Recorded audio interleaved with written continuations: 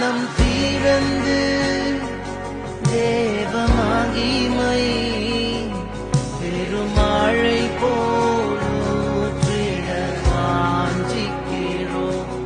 தூய ஆவி என்னை